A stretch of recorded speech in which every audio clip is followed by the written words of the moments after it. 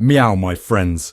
Hold on to your sombreros because we're diving into a geopolitical telenovela that would make even the most dramatic soap opera writers green with envy. Our dear old friend Donald Trump, apparently forgetting it's not 1903 anymore, seems ready to dust off Teddy Roosevelt's playbook and march right back into Panama. It's like watching a toddler try to reclaim their favourite toy from daycare, except the toy is a 50-mile-long canal and the toddler has access to nuclear weapons. Trump's been rattling his sabre, threatening to reclaim control of the Panama Canal, citing concerns over Chinese influence and alleging that American vessels are being overcharged. Because meow, when you're a global superpower, why negotiate when you can just threaten military action? Right, it's about as logical as using a flamethrower to make toast. But hold your horses, or should I say, hold your container ships. Panama isn't taking this lying down. President Jose Raul Mulino, in a display of diplomatic finesse that would make a bull in a china shop look graceful, declared that every square metre of the canal is part of Panama's inalienable patrimony. In a satirical twist, he added, "Mr. Trump, if you want to see Chinese control, I suggest you look at the label on your MAGA hats. Burn." And it's not just the politicians getting their knickers in a twist. On January 20th, 2025, the good people of Panama City took to the streets faster than you can say gunboat diplomacy.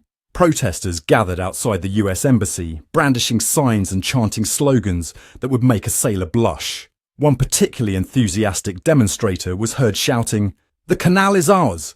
Next thing you know, Trump will want to build a wall in the middle of it. Well, don't give him any ideas, folks. Speaking of which, let's take a stroll down memory lane, shall we?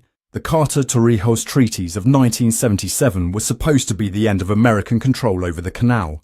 It was a big deal, a watershed moment, if you will, pun absolutely intended. It was like America finally admitting that maybe, just maybe, other countries can manage their own affairs. Shocking, I know, but here we are, nearly 50 years later, and it seems some folks in Washington are suffering from a bad case of imperial nostalgia. It's like they're trying to make colonialism great again. But wait, there's more. Enter stage right, our knight in shining armour, Secretary of State Marco Rubio, confirmed on January 10th, 2025, as the first cabinet official of Trump's second term. Rubio's jetting off to Panama faster than you can say diplomatic crisis in an attempt to smooth things over. Good luck with that, Marco. You'll need more than your boyish charm and a suitcase full of Make America Great Again beach towels to untangle this mess. Meow, let's talk numbers for a second, because who doesn't love a good statistic? The Panama Canal handles about 6% of global maritime trade.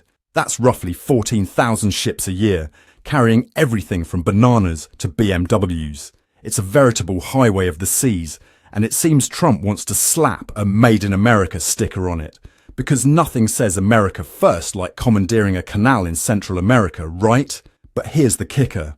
While Trump's been busy playing risk with Central America, China's been quietly investing billions in Panamanian infrastructure. They've got their fingers in everything from power plants to port management. It's like they've been reading How to Win Friends and Influence People, while the US has been stuck on the art of the deal.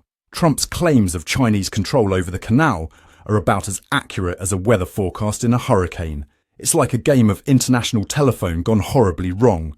My friends, if you think this geopolitical soap opera is wilder than your aunt's telenovela addiction, hit that subscribe button faster than Trump can tweet fake news.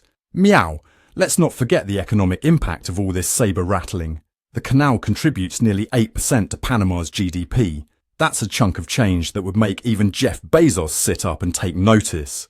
And with recent toll increases of about $1,500 per ship, the price of your flamingo lawn ornaments might just skyrocket, because nothing says economic stability like threatening military action over shipping fees, right?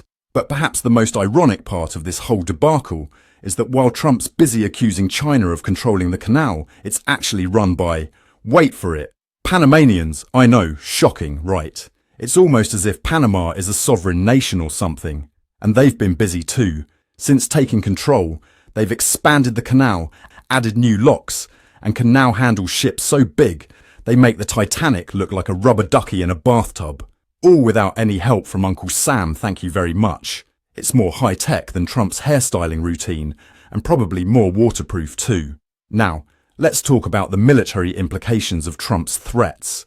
The likelihood of a US invasion is about as high as finding a sensible tweet in Trump's Twitter feed. But that hasn't stopped other Central American countries from watching this unfold like it's the world's most terrifying reality TV show. Keeping up with the Canalsians? Anyone?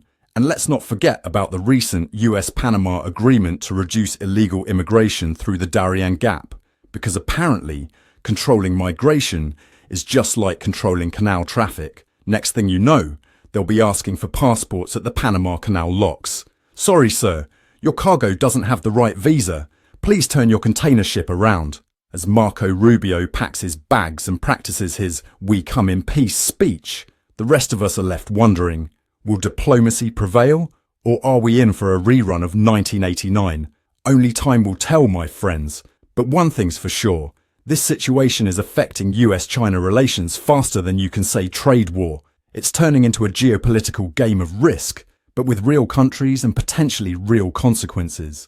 Meanwhile, the international community is watching with bated breath. The UN Security Council is probably stocking up on popcorn for their next meeting. It's like the season finale of World Leaders Gone Wild, and nobody knows how it's going to end. So, as we wait for the next plot twist in this international telenovela, remember this: in the high-stakes game of global politics, it seems the Panama Canal is the ultimate trump card, and that's a pun the whole world might have to pay for. Stay with us for ongoing coverage. I'm Ron DeParmesan, and this has been another Newscat special report.